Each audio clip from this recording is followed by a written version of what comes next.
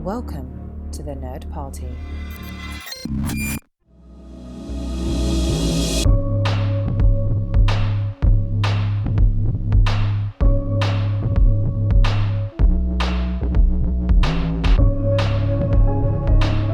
Hello everybody at home and welcome to Houselights, House of Cuarón. That's right, Alfonso Cuarón. This is our second week talking about his directorial works, and we are talking about 1998's Great Expectations, starring Ethan Hawke and Gwyneth Paltrow.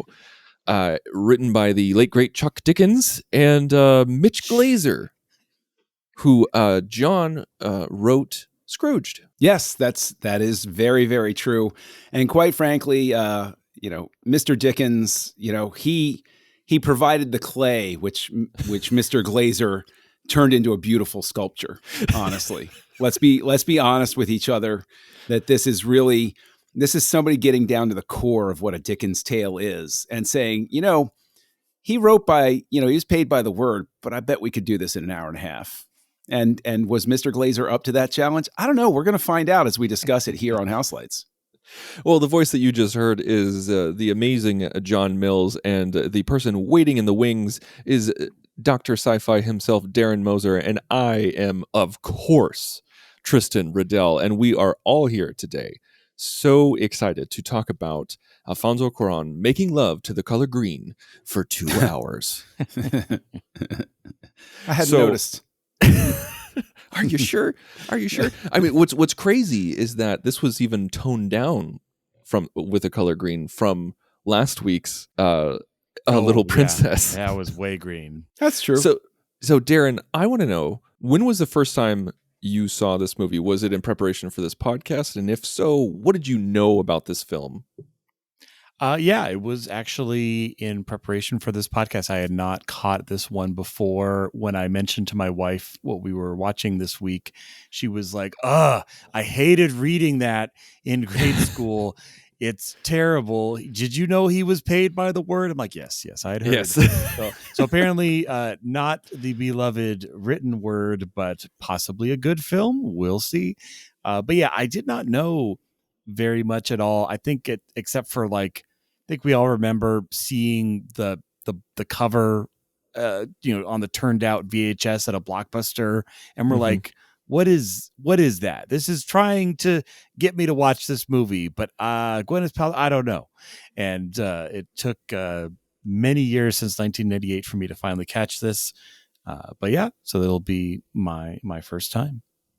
Now, John, you kind of gave us some pushback when we talked about doing House of Cuarón, specifically for this film, if I remember correctly. You said that you saw it once before and you didn't enjoy it, but I tried to convince you for weeks to open up that black heart of yours and try to tap into the romantic teenager that used to be there a long time ago. The funny thing is, it doesn't matter if that's what actually happened. That's your memory of it. So, we'll go with that. But yeah, I came across this film. This was actually, and I'm going to tell the short version of the story. I promise it's the short version. There was somebody that I knew in a professional capacity that I became friends with. And she lived up in Pennsylvania. I lived in Virginia. And by happenstance, both of our spouses went off on their own work trips. And so we were like, oh, okay, well, I'm going to watch a movie. What are you going to watch? And so I gave her a movie to watch. And she said, you watch Great Expectations. I love that movie. And I was like, all right, fine. And I watched it. And has my opinion changed since then? ? Don't know yet. We'll talk about it here. And, the thing is, everybody makes the joke that I have a dead heart. It's sort of like the Grinch at the beginning of The Grinch Who Stole Christmas. Will my heart grow 3 sizes today, or will it remain a shrunken prune dying on the vine? We will find out as we continue. So with me, this was very much not the first time I watched this film. I was obsessed with this movie as a young man. Darren, I know you're laughing because It's one or the other. Either It's- never heard of it or Riddell family favorite. I can tell you, He I can didn't tell watch this you with his dad. He this did was not not watch a this with his Riddell dad. family Okay, favorite. This was a Tristan Riddell favorite. This There was we not go. A T Oh, also Riddell. that reminds me, like, for some of you, like, we were talking off mic, and this is I was like, even though this is our 159th episode, we haven't really talked about too many sexy movies, and so this is probably, surprisingly, the sexiest movie that we're going to that we have reviewed so far. And this, House Lights After Dark. I mean, Excalibur. I don't know, guys. oh yeah, that No, scene wasn't. I'm totally sexy. I'm totally kidding. You're absolutely right. Well, I know that's the thing. Like we've talked about movies that have had graphic stuff happen in it. We've had stuff with violence, stuff with even sexual violence. But this is the first like romantic, sexy movie that we've reviewed. And so I kind of wanted to just mention that for those of you, like, of course, we're not going to get graphic in this episode, but we're going to talk about sex and sexuality and sensuality and everything like that. So that is going to happen today. And so just be forewarned if your kids are listening in the background. But yeah, no, Your kids are like, Daddy, I want to listen to the House of Cuarón. No, yeah, my right. child. Oh, this is my favorite. It's a little princess. The next one's got to be just as heartwarming. No, He No. did But a yes, Harry Potter movie. Yeah. He my did, gosh, that yeah. one. I think That he did. even Daniel Radcliffe made that joke because he said that after they filmed the second one and he found out that Alfonso Cuarón was going to direct the third one, he tried to go back and watch all of his movies, and his mom walked in on him watching Y Tu Mama Tambien. Oh, They're like, what the hell are you watching? He's like, oh, it's research. It's research. It's research. Was it very blue?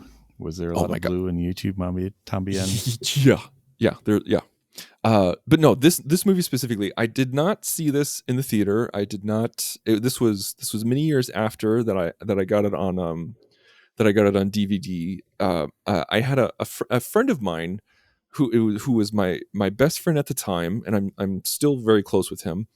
He's 9 years older than me, and we went through like a lesser known movie phase. Like we would just try to get as many indie films as we could. Not saying that Great Expectations is indie, but you know what I'm saying. Like it was movies that like weren't blockbusters, movies that weren't like huge and, you know, directed by Spielberg and things like that. And so like we came across this one and both of us were just completely enamored in it. And we were hopeless romantics at that time. Like in the early 2000s, we were absolutely hopeless romantics. And like I would write quotes from this in my journal.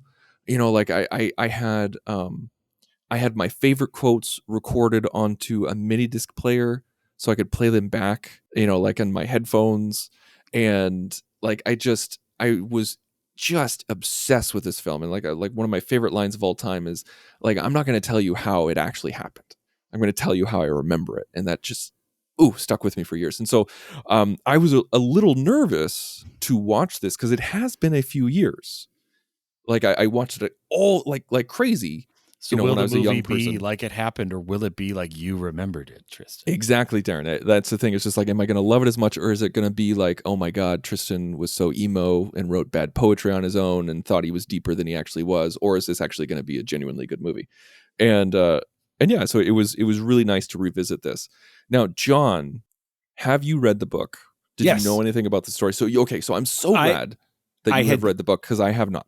Well, I had never read it before I saw the movie. Like I got around to it because eventually I also had gotten around to reading Tale of Two Cities because of all growing up having it referenced in Star Trek II constantly.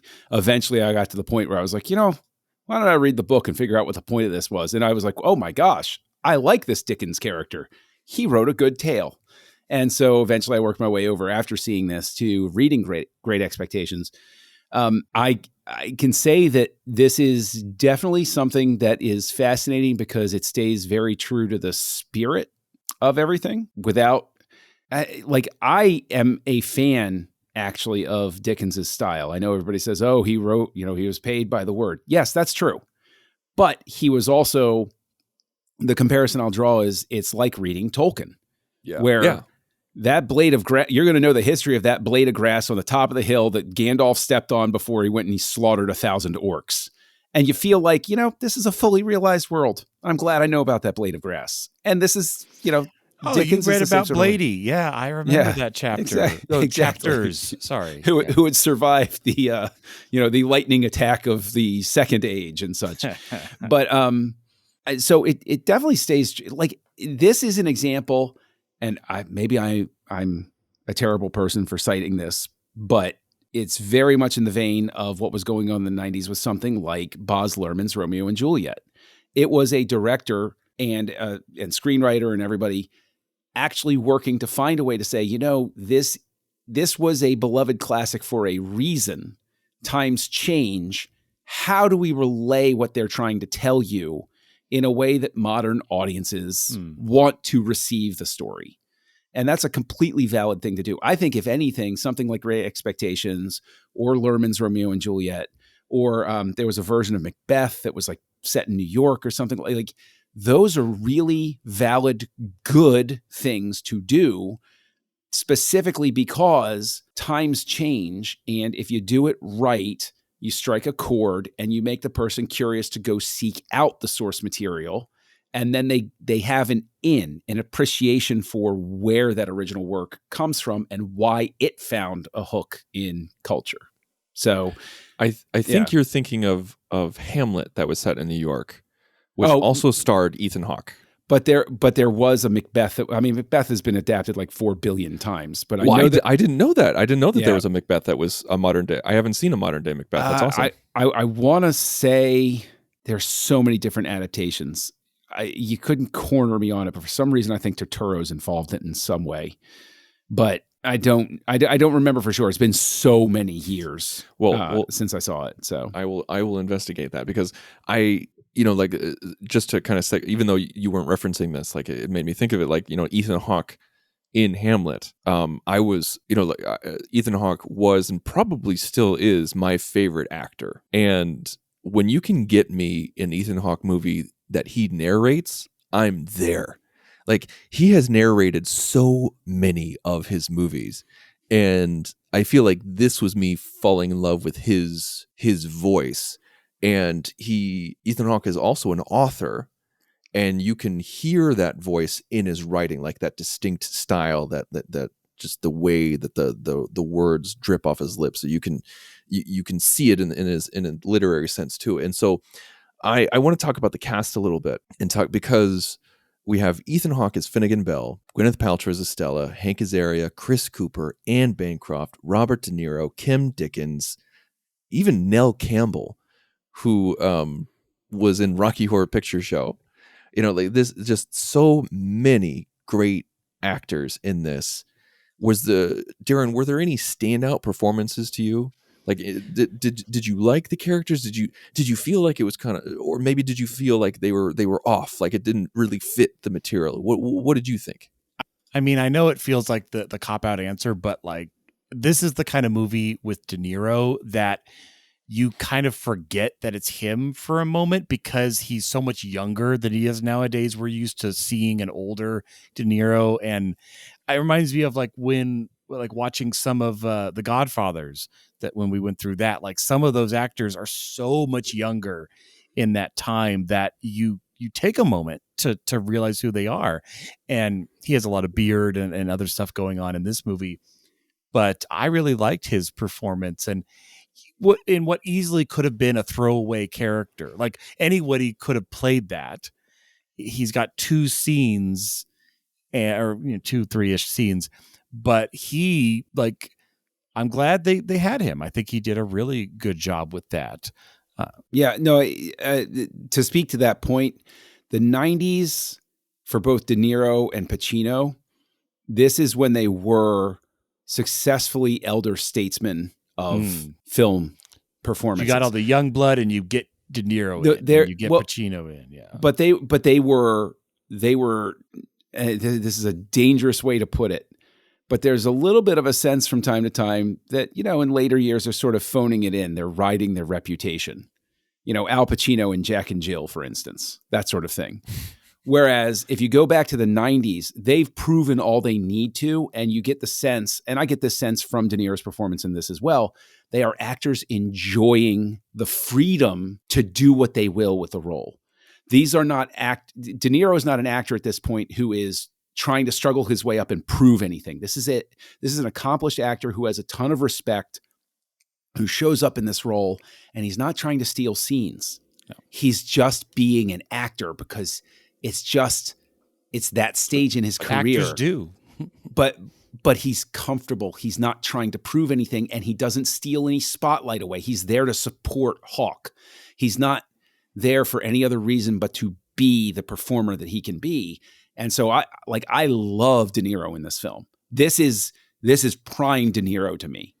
And I think 90s is probably, Godfather Part 2 notwithstanding, but like this is really prime De Niro for me, starting from like Goodfellas up until probably around Analyze This. Yeah. Like that is just the sweet spot. You get Heat, you get all of these ones where De Niro's proven everything and he's just great. And I think he's just fantastic in this.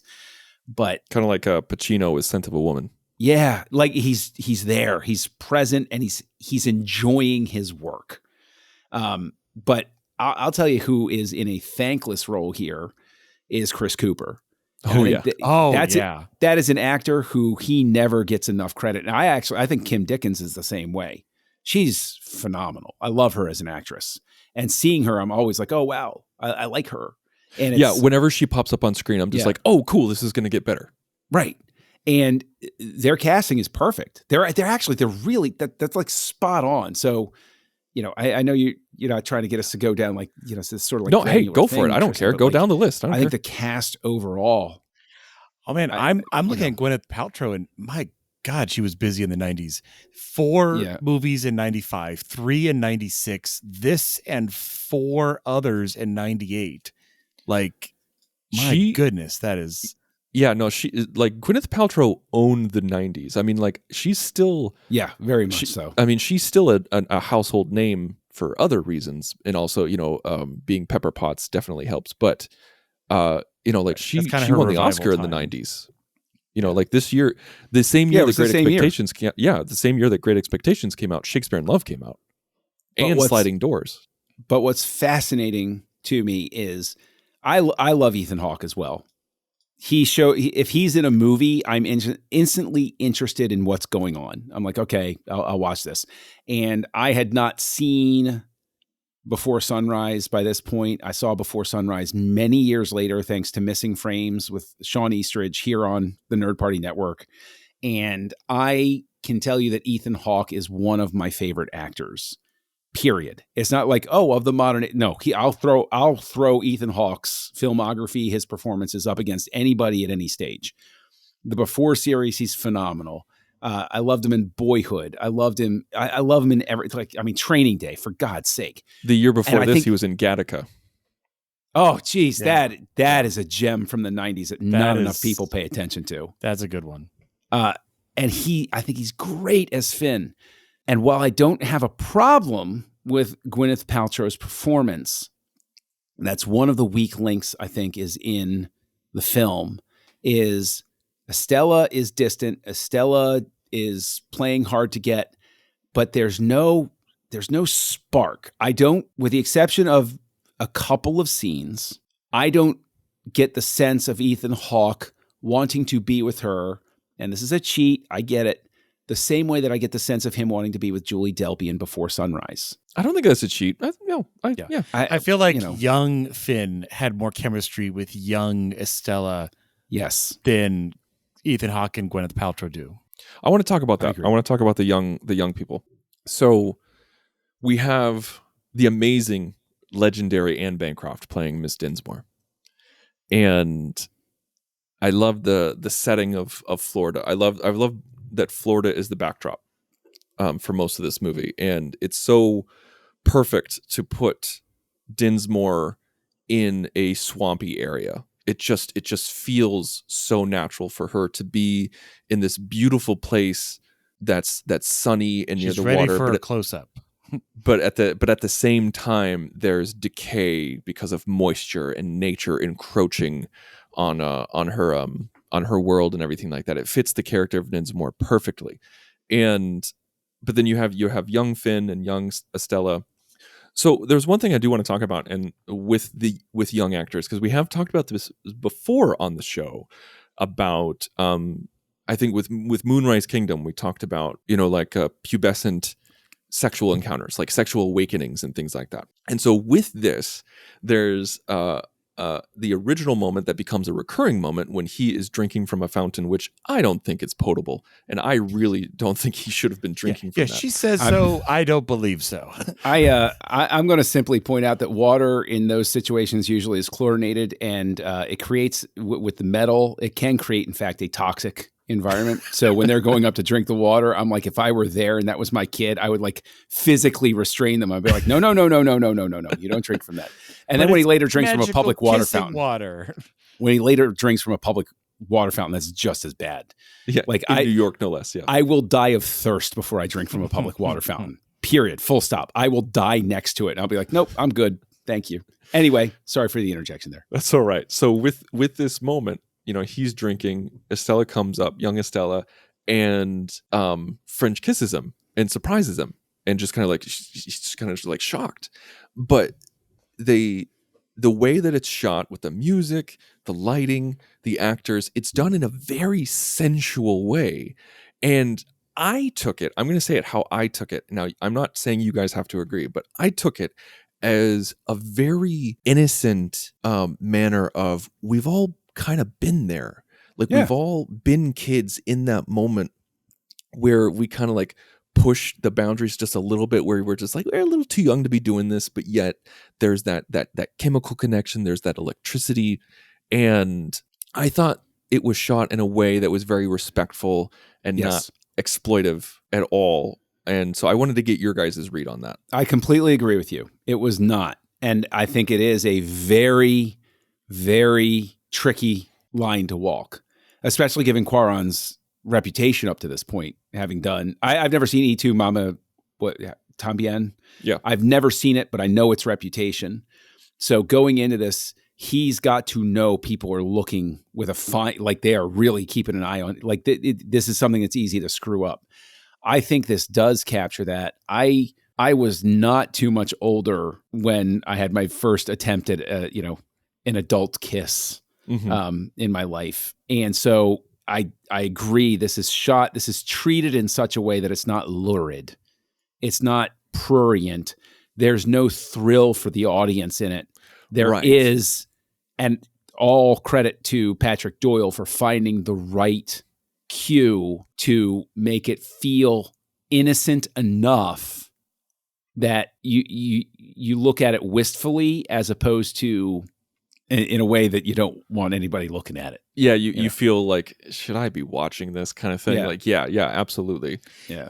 It maybe gave me, I think it handled it well. I was getting like, the end kissing scene from Casper vibes. Like it's kid actors, but they're not, I mean, it is kissing, but it was just that they're fully clothed. They're outside. They're semi in public, like not, that's still, it's her aunt's place, but but no, I think you're totally right. It needed to walk the line, and I don't think it was trying to tiptoe over it. But it sets a foundation, because as a subtle part of her character is, she's been imbued with don't trust men, manipulate men, like they'll always hurt you, and that bites her in later in life. Well, give credit as well to the performances. I think that the Raquel Bodine, and Jeremy Kistner, who, as an aside, boy, did they nail somebody looking like they were a young Ethan Hawke. Like I could have sworn they were the same bloodline. I was pretty amazing stunned. casting. Yeah. He plays that scene really, they both do, but he plays that scene really well. And that's good direction, because he doesn't look thrilled in that lurid sense either. He looks shocked, and he's trying to process it. It's not pushed in such a way where he's like, oh, I instinctively know what to do now. It's, I don't know what to do into now. It. Right. He's just like frozen in time. And I think that's very important because Finn becomes frozen in time. That's the moment in time that he can't escape. And, that's why he chases her like his whole life, which is, it's really a fascinating sort of tale because you refer to this as, unfreeze your heart. And yeah, I mean, the movie does tap into that sort of thing of listen, I'm going to say the thing that no married man wants to say in public. There's always the one that for many years, even after you're married, you're like, I wonder how life would have turned out, right? Every so often, I think you that's might only think, natural. how would life have gone? It's only natural to think about that, like, and to think about the road not taken. I mean, there's nothing immoral or unjust or even adulterous to have those thoughts. Now, if you start thinking like, I'm going to look her up on Facebook, that's different. Yeah. Well, yeah, I mean, not as public as Facebook. You want to like go and like do your research through like certain private. I mean, yeah, right. No, you're correct. Right. You're correct. Yeah. But no, like what am I saying? I think that's one thing that I wanted to kind of stress about this. Like even early on in the movie, and that's why I thought that they handled it really well. Is that that Cuarón does a magnificent job of tapping into those moments that are universal, even though not all of us grew up poor or grew up without parents or had an encounter with an escaped convict. None of this is going to be a one-to-one with what we've done, but we all can think about those moments, like that crazy story that you have when you were 10 or 11 years old that you didn't tell anybody about, or that first really weird kiss, or that girl that you became obsessed with, or like the weekend gig that you had to get some extra cash, or like experimenting with art. We've all had those moments, and this movie really connects with that. And flash forwarding to when we see Estella and Finnegan grow up, like I love that transition of them dancing, and then they're like in the twirl. We see the adult actors, and I hate that haircut that they gave Ethan Hawke, but it worked because it makes him look younger. But at the same time, you're like, oh, good Lord. The haircut works, as terrible as it is, but also, again, to give credit to Ethan Hawke, his physicality plays off that he's not quite adult yet. Like I buy him as a younger Ethan Hawke. This is how actors used to do it, kids, before they had CG to map their faces on people. Right? Like he just figured out a way to shrink his body, and they gave him a shirt that was a little bit too big, and they pulled up his pants a little bit so that he looked smaller than he actually was. And I think that's a moment that should jump out to people, for that is somebody understanding as an actor that their body is a tool too. Well, and something that they can use to convey something. I mean, she plays her through several years, but I think it's like you said, it's how they poise, how they, I mean, even as simple as how her hair is done in each of those moments, like it telegraphs to us her age. And even though it's all filmed in the same year, but it does a amazing job. Yeah, we didn't need to de-age Ethan Hawke for the younger moments. Now, granted, you have a different actor for the child moments, because that's a little weird if it's like, well, I'm going to pretend I'm 10. See, with it being Ethan Hawke, immediately I think of Boyhood and Linklater. And I'm like, if Linklater did this, he would have spent 30 years filming this movie. And so thank goodness he didn't. I think that also somebody that deserves some credit is an actor who I actually enjoy in a lot of his stuff when I see him, is Josh Mastel, who plays the lawyer in this, Ragno. He is. And I always like seeing him because he's a true character actor. He's figured out what he plays best. And when he shows up, I know what to expect. And it's always what the role requires, which seems like a backhanded compliment, but it's the same league as like JT Walsh. When JT Walsh walked on screen, I was like, okay, I'm getting one of 3 JT Walshes here, but it's going to be a really good thing for this movie that he's in that role. And I think Mastel works really well in what he's given to do. I believe him in the role. And I know it seems silly to single out, a small character like that, but it works very well. And the scene I point to actually is when Ethan Hawke, Chris Cooper, and Mastel are having that discussion about the mysterious benefactor. That scene is that's like a workshop scene to me. That's just a beautiful scene of 3 actors. And I get very much the sense that they're exploring I'd love to see the outtakes, the alternate version of how they played the scenes, because I have a feeling that how they got there was very organic. As an asshole, or does he play him as like a pushover, or like there's a lot he could do with the exact same lines. Yeah. Oh man, I want to see the outtakes too now, or the alternate takes, as it were. But and you can this see, is where I give credit, and also like Mostella is drinking something different than what they're drinking. You know, like there's that. Yep. You can tell that there's something that happened before then where they offered him a drink, he said no, but he took this. You know, like I know we're getting minute here, but I know what you're talking about. Like right when you're thrown into it, you can tell that there's been a lot that's happened before. Yes. And that they're mid conversation, and they do a great job of showcasing that. And there was only really one line of that got kind of exposition-y, where he's like, yeah, you had that showing at the bank. He's like, what was that, 7 years ago? Come on. You know, like, cause like in the previous scene, he's with Estella and he's like, yeah, I just got something at the bank.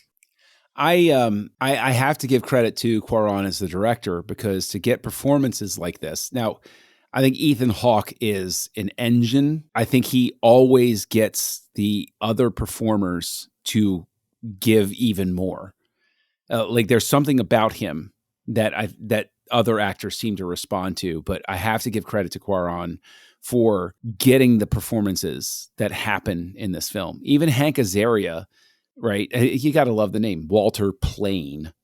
How perfect. But even that, like, it would be really easy to play that role as the a-hole New Yorker, but instead you get a sense of that guy's humanity too, that he's over his head. He doesn't know how to approach Estella. He doesn't know like what he's supposed to do next. And he's not, yes, he comes from a life of privilege, but he's still a human being who's feeling a little bit lost in what's going on. And, I with all of these performances, I have to give Cuarón credit, although I think probably with like De Niro, it was just a little bit like, what do you think, Mr. De Niro?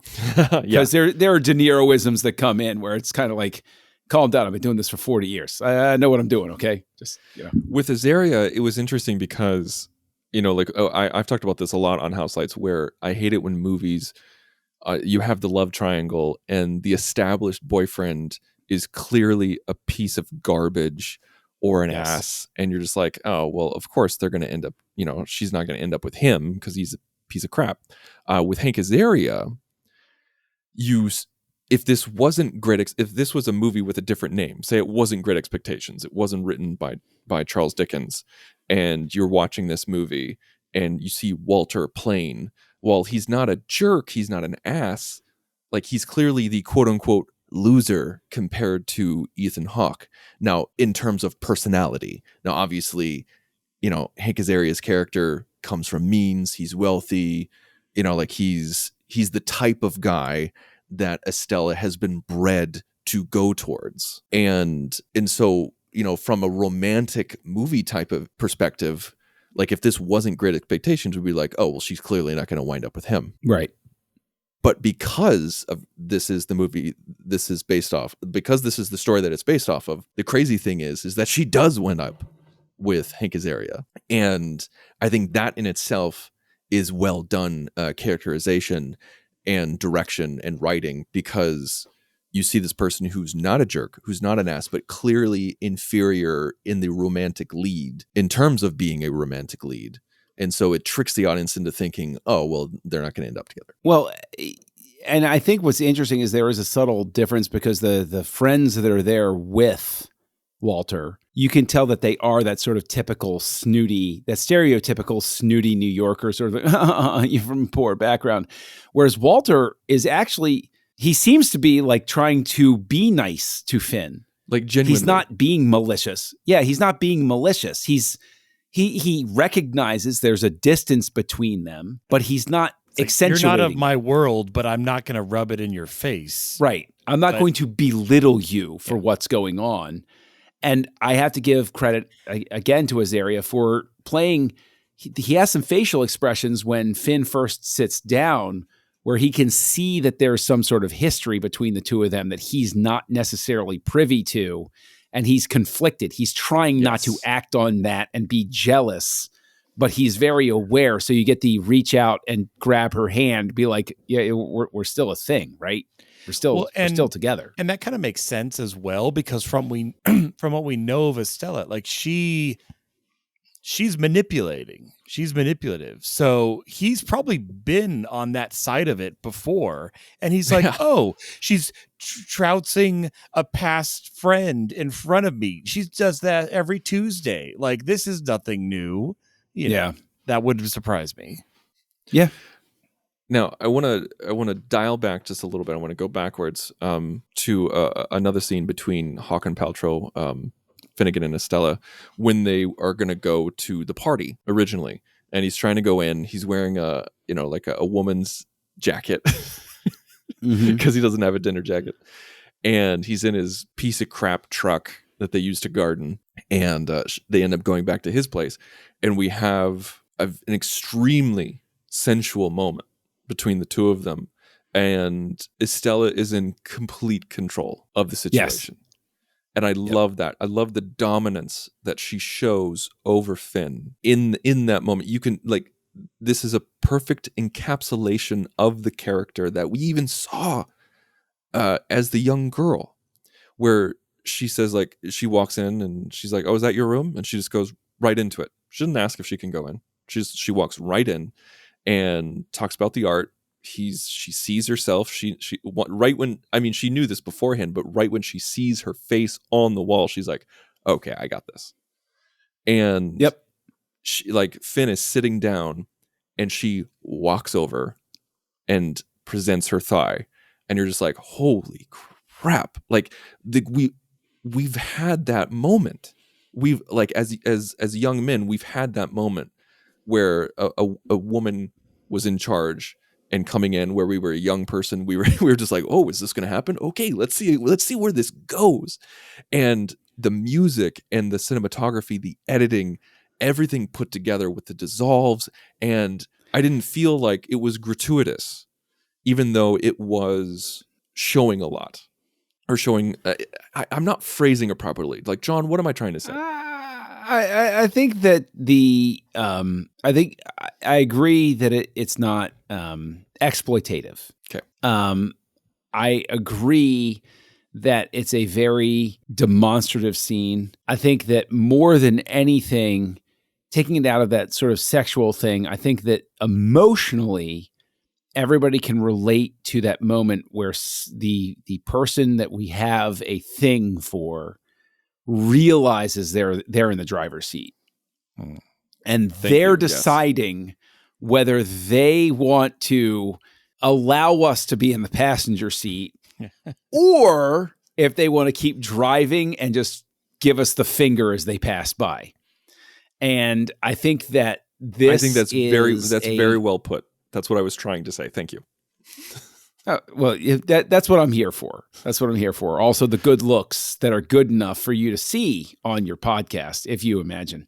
And I can, like, this is yes, that scene in specific. And I'm talking about a completely non-sexual thing when I say that I can tell you specifically, if I wanted to, the name of the girl that, if she had asked me to go to commit murder for her, I'd have been like, well, I guess that's what I'm doing tonight. It's been fun, gents. Here we go. All right. Cheers. I'll see you. And I got the shovel. I got the bag. Yeah. Yeah. No, absolutely. Just give me 5 minutes to make sure that my fingerprints aren't on anything. Okay. Okay. Just tell me. For some of us, that moment we can relate to on a sexual level. For some of us, we can relate on a sensual level. And for others, it can relate onto a domineering level, where like you talked about, as I'm saying these words right now, John, as you said those words, people who are listening have that name in their head of that person from their past. Mm-hmm. And she did do that, like, where she's just like, okay, I'm in the driver's seat, you're in the passenger side for a while, but I just halted the brakes, kicked you out, and I gotta go. And, and Finn pops up and he's like, what's going on? I don't understand. And she's just like, oh, I gotta go. I got like a million things to do tomorrow. And it's a complete and utter power play. She's messing with a man just because she knows that she can. And then we find out later that she left for college the next day, didn't even say goodbye. But one thing that was really great that I loved about the Finn character is that he didn't get angry. He didn't get crazy. He didn't get even lustful. It was just, no, I want you to stay. It was like a plead of, I want you to stay. Mm-hmm. Not like, oh, please stay. No. It was, I want you to stay. Right.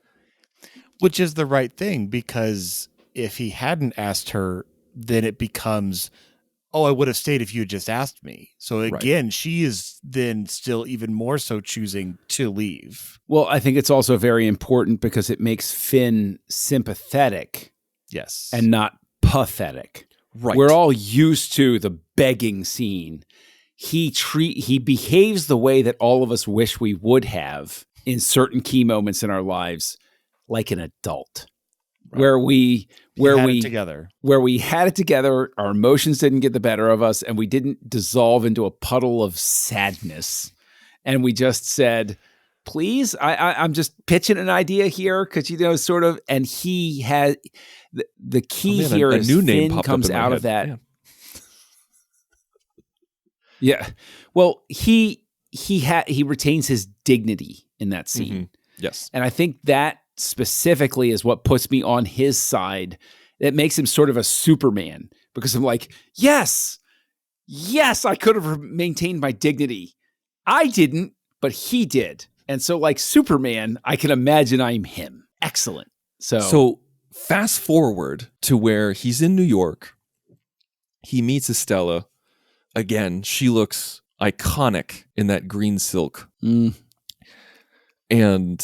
then so like he's painting her portrait. She just shows up. She strips down naked. He doesn't ask her to. She just does it. She's like, this is going to be a naked portrait. And he's like, all right, okay. Let me make sure I got enough stencils and pencils. This is why you don't use mechanical pencils, because otherwise all we're going to hear is yes. Too much. Yes. And hold still. I need my T-square. And yes. in that moment, she does it again. She controls the situation. She's like, I'm going to strip down. I'm the one who's going to smoke. I'm the one who's going to go on your bed. I'm the one who does this. And then when she's tired, when she doesn't want to do it anymore, doesn't say a word, puts on her clothes, walks out. But this time he doesn't say, I want you to stay. This time he gets indignant. This time he actually does get pissed off, and he has the right to. And he runs after her in New York with no shoes on. Yeah, no shoes. Oh my gosh. Hardest scene. And he hops into the taxi cab and just has that conversation of, what the friggin' hell? And Darren, what did you think about that taxi cab conversation between Estella and Finn, where she talks about, her past and how she was raised?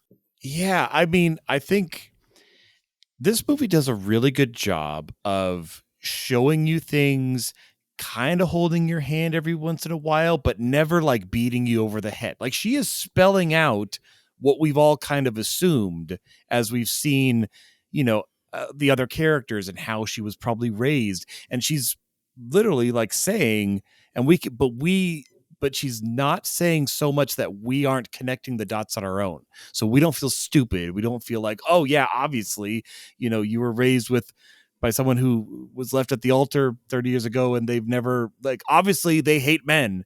Like, this is very obvious. And obviously that, but she had been, she had been influenced as she grew to be the manipulator, to be the one in control, the one in power. And it's sad that the story never went so far as her learning to really let that go and to be the one who is, submissive or part of a partnership. Maybe that would happen in the next scene after the end of the movie. We're kind of getting there, but but this scene, I think, like you said, John, he has every right to be mad, because not only is she giving him these signals, but he knows that she's engaged to be married, and there's this whole other power play going on. And he's like, where do I even fit in all of this? Or am I just, and he's learning, like, I am a lever you are using against your fiance to commit. And boy, that feels like crap. Yeah, it does. It does when you find out you're the other guy. That's a terrible feeling, and he understands. What's fascinating to me is that scene where she poses for him, that's the emotional abuse of her soon-to-be fiance. Because when Walter comes over and sees that, that's when he's flabbergasted. Mm-hmm. He still marries her after she cheats on him sexually. That's the moment, though, where he fears losing her. And it's interesting because Walter understands that on an emotional plane, get it? Hit you in the ribs there. On an emotional plane, that's where he's in danger. Sexually, it's almost like a secondary thing where it's like sex means very little to Estella here. Right. This is an artist's world. People do this is nothing. No, but I'm like when they have sex, there's this sense that like Walter welcomes her back because it's like, sex doesn't really mean anything to Estella. It's just a thing to do. Emotionally is where the men in her life want to be with her. And so his hurt is much more pronounced. And we see his hurt. We don't see his reaction to her running off with him to have the one night stand. We see his reaction to the sketches. And that is what hurts him because that's an emotional thing that he cannot, unlock. That's the part that hurts him. And it's the same part that hurts Finn. Well, you can see that he's trying to be professional. He's trying to be evolved. Right, he's trying to be... Oh, how much for this piece? It's like, dude, read the writing on the wall, literally. Exactly. He's trying to be like, okay, well, if I get too crazy, then Estella's just going to leave me. But he's an artist. It's art. Nudity doesn't matter. But you can tell, like John, you hit it on the head. You can tell he's dying inside, but he's trying not to show it. Yeah. Yep. And at the same time, Ethan Hawke does a fantastic job of, why the hell are you here? Right. He's like, oh, and he's like in his towel. He's like, I can come back. Honestly, I'm like, dude, just close the door. Just close the door. Why did you let this guy? You know what's on your wall. Why would I know the script demands it, but dear Lord, bad choice. No, but see, the thing is, that's where I think that Finn has a little bit. Finn falls, obviously, in a spiritual sense in this movie. He lets Walter in, not just because he's off guard, but there's, to me, the way I interpret it, he kind of has the upper hand in this moment. He's trying to show Walter, hey, she's mine. She wants to be with me. She gave me a side of her that you'll never get. And so what has happened is exactly what Estella has set up, which is the two suitors warring with each other, giving her a sense of value because of the way that I know her name's not Havisham here. Dinsmore. Dinsmore has prepared her to do. Make the men fight for you. Because that is what is good. Well, make them fight so they won't leave you at the altar because they will have committed to being. You'll there. get somebody. Yeah. And it's fascinating as well because of the fact that I think that then you get this echo where Finn pours everything into these portraits. He thinks that they have real value because his emotional side of himself is put into it. He has a poorly edited scene where he goes up and he pours his heart out while he's drunk, quote unquote, with his boombox over his head. It basically was there, but yeah. Basically, that scene technically is. I got to ask you about this when I'm done with my rant here, but I think that's what makes it even more painful for him to find out that Arthur, Robert De Niro's character, bought all of the paintings. He's not a great artist. He just had one really rich friend. Well, he is a great artist. But he feels that the value of his art is in what he poured out for Estella. And instead what he finds out is that it's just a gimme. He could have just sneezed on the canvas and De Niro would have bought it for him. And that hurts him because of the fact that he it's like felt finding your mom value. bought all your your eBay items, and you're like, Right. you're not rich. Your mom just paid you money through eBay. But he runs out. He has this breakdown where he's been supposedly drinking. Ethan Hawke doesn't play drunk very well. And he is shouting up. And the music swells and it's beautiful. Tristan, as somebody who nitpicks editing, going back again to Gone Girl with you didn't like the way the door closed. I think I'm never gonna never for the rest of your life, Mr. Riddell, will you ever live that scene down. But I can say that scene there's something about at the end of his rant when the door buzzes, it's like the music in the scene just suddenly cuts short. It was almost like, oh, it's swelling. It's what? Okay, he's in. And like it just the connective tissue fell flat for me. I wonder, did it fall flat for you in that moment for you? It didn't fall flat for me because I feel like with that moment, like when he's screaming, I did it. I'm a wild success. I sold them all. I sold all my paintings. I'm rich. Can we be happy now? Because to me, that in that moment, he's screaming. He's like, why would you want Walter over me? Clearly it has to be money. I'm rich now. Why don't you want me? And so it's got to be something else. And that's why he's drunk. That's why he's mad. That's why he's going insane. And then he doesn't expect her to open up the door. And so I think when she does, or at least what he thinks is Estella, opens the door, I think he's shocked. And he's like, oh, what am I going to do now? And so to me, it was a halt. It was that moment of, because I've been in that moment. One of my the biggest regrets of my life is in that moment where, I'm screaming out into the void and I'm thinking I'm about to walk away, but then all of a sudden I have to confront what I just did. And so to me in that moment, that's what he's doing. He's like, oh crap, what am I going to do now? And then he's walking up slowly. Like the next shot, Lubeski gives you a canted angle. It's Dutch. And so he's walking up. It's awkward. It's not like outside. It's dark. It's raining. It's bleak inside. It's warm and low. And he's walking up, and it's revealed that it's Dinsmore and not Estella. So to me, it was a huge tonal shift. You're not wrong. It's a huge tonal shift, but I think I got what they were trying to do.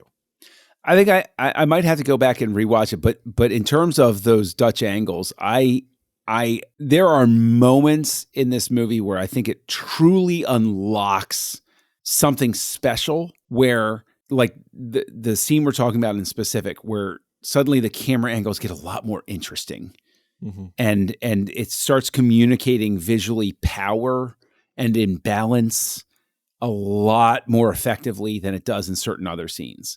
Like there are certain scenes where the performances carry it and the camera choices are like kind of like but like that earlier seduction scene we're talking about where she goes into his room, the camera angles start to get really interesting there.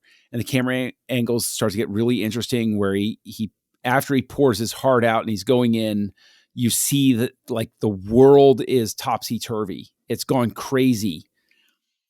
And that is one of the things that it's not frustrating at all, but it is interesting to me because I struggle to think, and I don't know, Darren, maybe you agree or disagree, but like there is a sense of they can't do that through the entire movie. They have to pick and choose, but it feels the way it comes across to me is visually in those moments, like it's so different from the rest of it that it feels disconnected. It feels almost like they should have spaced it out. Like there were certain other smaller moments they could have chosen to have some more interesting camera angles to sort of even it out. Instead, it's sort of like there. Oh, that's really visually weird. There. Oh, that's really visually weird. Whereas it feels like they could have spaced it, spread it out more and had a little more interesting.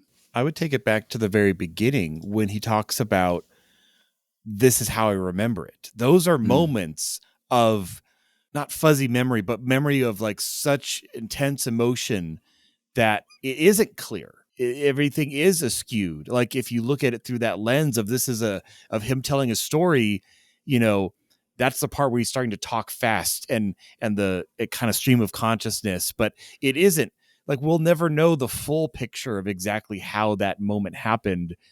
All we have is his memory of that emotion. That's how I kind of view it. Okay.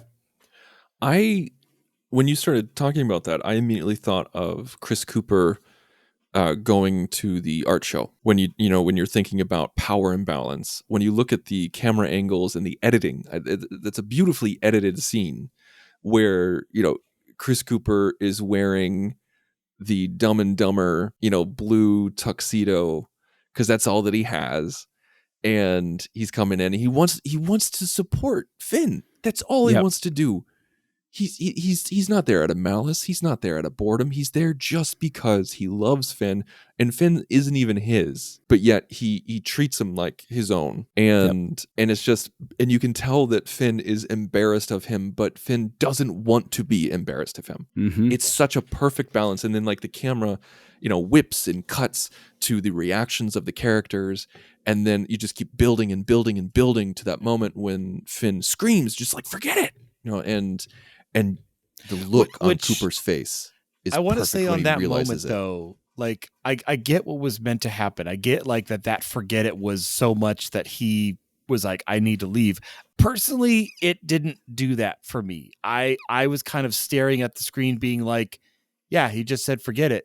And he said it slightly louder than he did before. Like it didn't feel like the I have to leave moment. But that was just my interpretation. The scene lands, it hurts because it still hurts. I felt like it because he said forget it and he had been saying that multiple times. I think another word of like, just leave or something a little more punching would have delved a little bit better for me. Again, just my thought. Yeah, no, I don't dismiss that. I get what you're saying, but there is, I think that I think it's brilliant the way that Hawke and Cooper play that entire. Oh yeah, that everything about Joe's appearance there is very relatable to those of us who have been in a moment where it's like we have a family member, we love them with all of our heart, like we would die for them, but it's not the right social setting. And we're trying to sort of like keep that under wraps. We're not trying to embarrass them. I think that the worst part of that entire scene, and the reason I would leave it with forget it, is the way that Ethan Hawke delivers it and the way that Chris Cooper receives it. Yeah. Encapsulates that entire moment of they suddenly realize, the both of them suddenly realize Finn is disappointed with himself in that moment.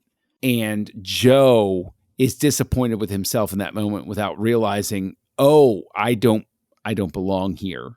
And Finn is disappointed with himself for realizing, why am I with these people? Like Joe is who I belong with. And that scene, and then the scene where Ethan Hawke goes out and it's like, oh, it's just work. And Chris Cooper is an actor who will never get the appropriate amount of praise that he deserves. He had a brief moment in time where people knew who he was. Adaptation, Seabiscuit, American Beauty, but he never will get the what he deserves. And the scene where his eyes are filled with tears, and he says to Finn, "I'm just going to go find a McDonald's or something. It's okay." Oh, like my heart wants to just absolutely fall out of my chest because Joe is so hurt, but he loves Finn so much. He's trying to keep from letting Finn feel that hurt. He's like, no. It's okay. It's okay. Like any parent who has a kid who hits teenage years understands that moment of, oh, I'm right. I'm the weird one. You love me, but I don't belong with you and your friends. I'm so sorry. I didn't mean to make it awkward for you. I have to leave now. I'm so sorry. Like that. I was scene trying to hurts. remember because I felt this before. Like he's had a similar performance before, and I was looking through his filmography. I think it gave me October Sky vibes because he plays the dad, the coal miner. Never seen it. a really, really great movie. Jake Gyllenhaal and, about rocketry and all that. But, but there's a moment where his son is like, I don't want to be a miner. Like, that's your life. Like, you're kind of like, you settled for this and this, like, and you just see like this man who's been a provider for his family and just kind of that being thrown in his face. And Cooper, he could dish out the not crocodile tears, but the emotion of crocodile tears that comes across. And he does it again in this movie. So right after this scene is when we get the fake oneer shot, where it's actually multiple takes put together to give the appearance of a one take. And this is the beginning of Alfonso Cuarón's obsession with the single take that we're going to talk about with Children of Men. Oh, really? And Gravity. Now that I hadn't noticed about it, there's a specific shot I could think of that is obviously digitally enhanced of Prisoner of Azkaban. That is a oneer, right? Where they like go through the clock, and it's like, yeah. And there's a lot of those shots in there, and so like this is the beginning. And so I really want to talk about this shot because like when we go through, like when Finn leaves the art gallery and he tries to find Estella, it's all about him just trying to find Estella. That's all it is. It's just him trying to find Estella. And he goes through the doors, and of course like that's where Hidden Cut is, but he's at the he's at a different party and he's trying to find her, and I love how he looks at it's all shots of blonde women. Like you could tell he's looking for her, and you pick that up because it's like there's a blonde woman, there's a blonde, but it's not her. And that's brilliant shot composition. Yes, absolutely. And so like the you see Lubeski, like it has so much energy in that shot because a lot of it is handheld, which is often the case with a lot of oneers. And so as like Doyle's score is just basically reaching out from the screen and slapping you in the face and grabbing your heart at the same time. And so he's running down the street and he goes to the restaurant that Walter says that they're going to be at. And we see what an awkward moment where should we get you a chair? I'm like, oh my, what is going on? But then like a chair or a towel, or he's trying to be charming. He's trying to be charming. That's the thing. And he asks Estella to dance in a restaurant where there's no music and nobody else dancing, and it's not his date. And she goes with it. And you can see the excitement on her face. It's real in that moment for her. Like I truly believe that in that moment she thinks she's going to run off with him permanently. Mm-hmm. I get that feeling. And then later on, reality comes back. Yeah, we get the sobering light of morning. Absolutely. But I love that sex scene dearly. I think it's so beautifully shot. I think everything about it is beautiful. Like the two people are beautiful, and just the way that the camera moves and where they fall down the bed together, her dark nail polish, and her saying those gorgeous and amazing words that we all love to hear before it fades to white. And it just I think in that moment I truly believe that that's what Estella wants. And that if Estella was truly a happy individual, that's what she would have done. She would have stayed with Finn, but she's not a happy individual. She's not. She's broken inside. Which is interesting because I don't feel like, at least what's been presented from Estella is like, I don't feel like she's not poor. She doesn't like, what is she getting out of this relationship with him? Predictability. But I think that Estella is a victim, and this is a shortcoming of the film, I think, is that Estella is not, of all the characters, Estella is not given enough opportunity at sympathy from the audience. No, she's never placed in the sympathetic light. Exactly. And Estella is sympathetic in the sense that she's a victim of Dinsmore. Dinsmore used her, made her a tool for exacting revenge on a person who doesn't exist anymore. And to exact that revenge on people who didn't commit a sin in the beginning. Right. She's exacting her revenge on the world using Estella. And that is the one thing where I think at the end, yes, Estella's like, oh, oh, hey, okay, we'll join hands and maybe we have a happy moment. And there's a hopeful note at the end. But Estella never gets the moment to pour her heart out and say, Dinsmore screwed me over.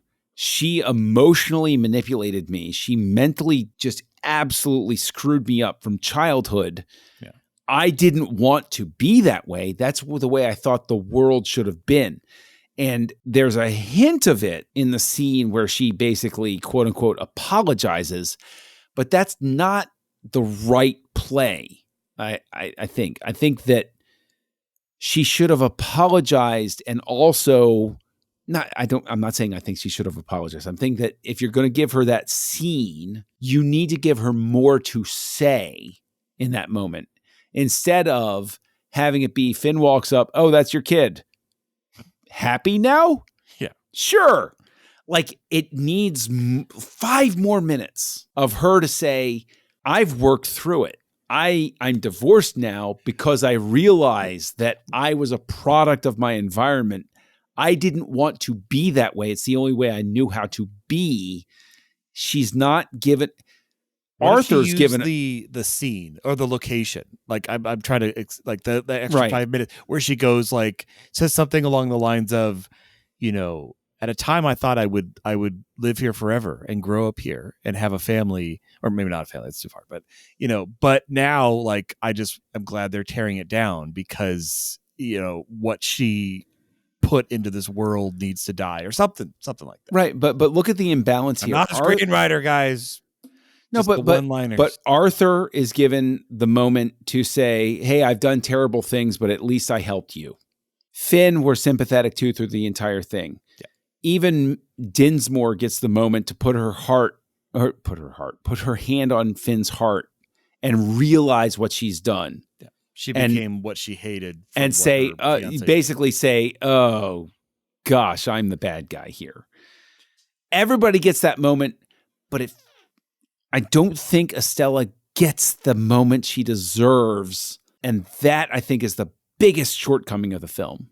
I completely disagree with both of you. Really? You're wrong, but please tell me why you're wrong. I think it's a perfect ending. I do, because what you're describing isn't real. Most people don't do that. Most people don't put in the work. Most people don't. Yeah, no, you talked for a long time. Let me talk. Okay. Most people don't do self-reflection. Most people don't understand why they do the bad things that they do. Most people don't understand. Like, it's an Oprah-ism to blame your mother, on everything. Like when you talk to your therapist, you're like, oh, my mom didn't get me Malibu Barbie when I wanted, ballerina Barbie. Like those kinds of things. Like we have that surface level stuff that becomes the kind of an inside joke in movies, but Estella is still Estella. Finn is still Finn. And it's Dinsmore, even though, you talk about everybody has that moment where like even Dinsmore has that moment of breaking down. Estella is that statuesque, perfect woman in Finn's eyes. And she is still statuesque and perfect in Finn's eyes at the end, where her being there, holding his hand and having that unspoken moment where she, where she looks at him and, like, I can't remember exactly what she says, but like, I'm struggling to remember exactly what she says, but she's seeking out his forgiveness, seeking out, like, can we make it? And he responds with, don't you know me at all? And that is a perfect encapsulation. You where had me at hello. No, it's where it's that moment of, you screwed me over so many times, but I'm in love with you. I am enraptured by you. No matter what you've done or do to me, I'm yours. And I think that would have taken away from Finn's final moment if all of a sudden Estella had this it would have been a betrayal of character if she opened up her heart and talked about her lifestyle changes and how she was raised. And that's not her. That's not that character at all. And I know that we can all grow and change, but not that much. And it would have, in my opinion, it would have been a betrayal of character to give her that Dinsmore moment of a breakdown, because Estella doesn't break down. What we saw was a breakdown in terms of Estella's character. Well, it makes me think, probably because it's Gwyneth Paltrow, like what you're kind of describing is Emma, which she also was in just previous to this movie, or right around the same time, where Emma does have that self-reflection at the end and realizes the pain that she's caused and does become the better person at the end.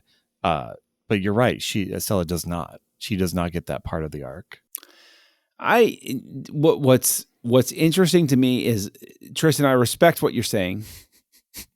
I do. I respect what you're saying. But why do you think it is then that I would say that Darren and I seem to fall into where the majority of critics and audience fell? How do you know that? Well, because I'm reading Wikipedia as we talk. Because and I'm updating Wikipedia as we talk. Yes, That's I am. more like it. I'm a power editor on Wikipedia, and let me just Tristan is dumb. But I like Roger Ebert said, Great Expectations begins as a great movie, but ends only as a good one. And then the audience on CinemaScore gave the film a B- on the revered A+ to F scale. And we all know that in terms of box office, typically anything less than an A is sort of poison because you didn't reach most of the audience. So why is it then, Tristan, that you think this didn't connect the way that I think you would have wanted it to? And I'm not trying to like overlay an expectation to you. You don't even know what my final rating is. So it doubles its budget, more than doubles its budget. But the audience gave it a B- out of an A+ to F scale. Why do you think this didn't connect with people in the same way that it seems to have connected to you?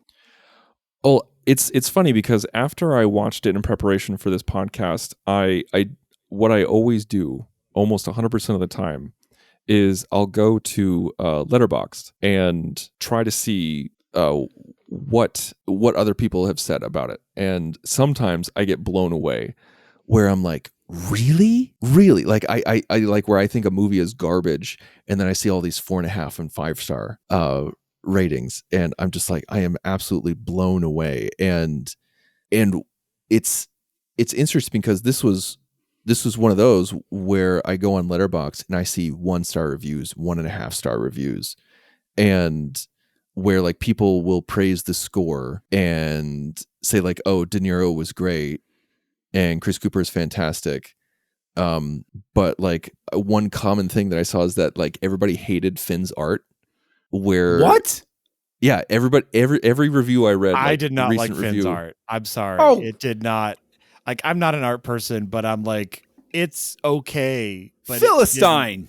I'm sorry. You're totally right. I'm just saying. I agree. But that's the dagger funny to my heart on that one. But that's the funny thing is that like so many people are just like, oh, it looks like a kid drew it and everything like that. I'm just like, do people who criticize Finn's art not realize what the New York art scene really looks like and look like in the 90s or the 70s or 80s or anything like that?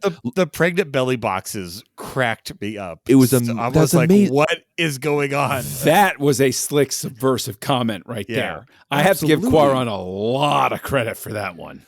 But look at the crap that Basquiat did or Warhol. Whoa. Hold on. Now you're in dangerous territory. Do not besmirch Basquiat. Okay. I will besmirch Basquiat. Wow. Don't you dare. Don't you dare. Stomp on Warhol. Do not besmirch Basquiat. Okay. What I'm saying is like, obviously I'd be a moron if I didn't recognize what Basquiat did and the impact that he had on the New York art scene and on New York culture and everything like that. Is it my personal taste? Not whatsoever. Like, but could I make the criticism of it looks like a kid did it? But so did Kandinsky, and everything like that. But yet, or like even Franz Klein, when you get into the abstract expressionism, and things like that, like people are just like, oh, my kid could have done that. It's like, no, they didn't. And that's the thing. That's where I'm coming from in defense of Finn is that it doesn't need to look like realism. It doesn't even need to look quote unquote good to you. when you look at the New York art scene. And so that's what I'm trying to say.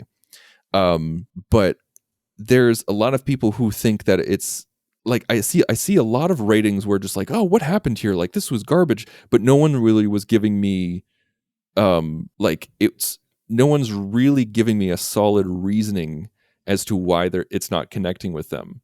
And I can't speak for other people. I have no idea why this didn't connect with others. Well, why do you think Cuarón considers it, in quote, a complete failed film? Meaning it's a complete film, but it's not quite what he envisioned. I would argue, and Darren, let me know if you agree with this, to speak to our point about Estella not really feeling like she got just desserts at the end. I think this film could have benefited from 10 more minutes. It did feel rushed at the end. Yeah. I get that. The climax is a little too quick. And I don't understand why that's the case. You're obviously making something that it's destined for the festival circuit. This is not something that's going to make hundreds of millions of dollars. Yeah, it's not going to make Independence Day money, and it's not going to make Titanic money. But it still makes money. It's just not a blockbuster. Do you think 10 more, like, what is it that falls short? Darren, you and I talked about what we saw fell short. Is there anything else you see falling short? I mean, as much as we were talking about adding 10 minutes, I also like the ending. I love the fact that there's that bit of hope, and then we are left to our own imagination of what happens next. Do they get back together? Do they just stay friends? And I think that's as satisfying as an ending as you're going to get, because whatever you put on paper and in the film is probably not going to be as satisfying. As it's like when movies know not to write the big speech for the character, but show the moment after, because whatever they write, unless they're really good, is not going to live up to whatever we're expecting, unless your movie's called The King's Speech. You literally have to do that. But so I'm happy with the ending as it were. I think what I was saying before about, with my terrible writing prowess of, was just in that scene. I think you could still have her reflect and repent a little bit, but I like the fact that their relationship going forward is a question mark. We don't know. We have hopes that through all this love story we've seen, but we don't know what's going to happen next. All right. It's been one of our longest episodes. It has. We're at an hour and 20. So Darren, I want to go to you first. How many shades of green are you giving this film? Oh man, shades of green. Yes. Not gray, green. This is a good film. This is, it's not often that a film gets us to talk for an hour plus about, and we showed no sign of stopping at the hour mark. We were just like, here we go, keep on going. And we had spirited discussion, and, Tristan got called wrong a bunch. The normal, par for the course. Normal episode for us. But I don't feel like this is like a classic for me. Like, I'm trying to decide if I want to give it a 3 or a 4. It's right in between for me. It's a good, solid film. I think it's beautifully made. To quote the Holy Hand Grenade, 5 is right out. But I think Tristan, you won't get that, but that's okay. You're right. I don't get it. What? You know what? I compared to, like, not that we always compare to others, but I gave Little Princess a 3. Little Princess was a nice story along the middle. Who knows how the things magically got there? It didn't matter. But with this one, it's a really well told love story. It takes you on that. You feel for the characters. You feel what the characters are feeling. It did have a tinge of an older story. Like, it feels like something adapted from Dickens, and maybe that's just the fact that it's 90s and that feels like older stories nowadays, because this would not be made like this nowadays. There's no way. It'd be way, way different. I think they'd be less subtle about things. But so okay, I'm gonna give it 4 shades of green. All right, John, how many chickabooms are you giving this film? Now, we all know that I gave you a hard time about watching this film again. And a lot of that has to do with my commitment to the bit, right? It's true. I'm not as hard-hearted a man as might come across sometimes. Sometimes I'm worse. Sometimes I'm better. Who knows? But for all of the flaws that I see with this film, and there are flaws, there are a lot of ways where it just sort of trips over itself. It stumbles. I think there are some decisions where the scene could have breathed a little more. Like the scenes that we loved, that we really lingered on, are the scenes that were allowed to breathe. And so those are editing successes. The first seduction scene, it really seems, honestly, if anything, this is an uneven film where it seems like there were certain scenes where Cuarón and his editor really sat down, and Cuarón was like, this is the scene I really care about. And this is where I really want to get it right. And there are other scenes where it feels like they were maybe a little disconnected, and they said, okay, let's get to the next big scene that we care about. And there's even a tinge of 90s marketing about it when he's painting her, where it has the music going, and it feels a little music video montage-y. Okay, it's a product of its time sort of thing, but it works against it now. Whereas back then, it almost feels like Cuarón's soul is not in that moment, because he's like, okay, well, we got to market the song that's going to be sold on the soundtrack. Fair enough. All of that said, I love Ethan Hawke. I love Chris Cooper. Gwyneth Paltrow's good enough. I know that seems terrible to say, but I've never been a particular fan of her as an actress. It's really difficult for me. At moments in this film, it feels like Gwyneth Paltrow is reading lines from a script, whereas Ethan Hawke is embodying a character. Yeah. And I think that came out in the taxi scene. Oh, it's so difficult. It's so difficult in those moments because it takes me right out of it, because I'm like, to point to something you mentioned, Tristan, when Ethan Hawke shows up, when Finn shows up and grabs her and they're dancing in the restaurant, Gwyneth Paltrow seems like she's really there. She's present. Estella exists in that moment. But then, to your point, the taxi cab scene, she's performing. Mm-hmm. I'm on pins and needles. 4. I'm being generous because I found some certain things specifically through Chris Cooper and through De Niro's performance that really unlocked something for me. Chris Cooper's performance specifically made my heart break. I feel it right here. It's I a broken want heart for Chris. It's a strange emotion because I know that humans cry, but I'm not familiar with it. And that scene where Chris Cooper shows up and he's broken, I wanted to step through the screen and give him a hug. And even the scene where De Niro, where Arthur is dying, it's such a poignant scene played by a masterclass actor who's sitting there. And that scene is so important because he says, I've done some terrible things, but I did a good thing in this life.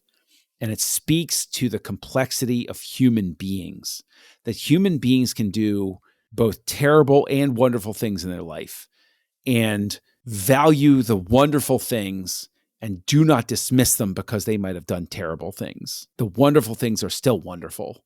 And Arthur did something wonderful for Finn. And so, yeah, there I am. I'm at a 4.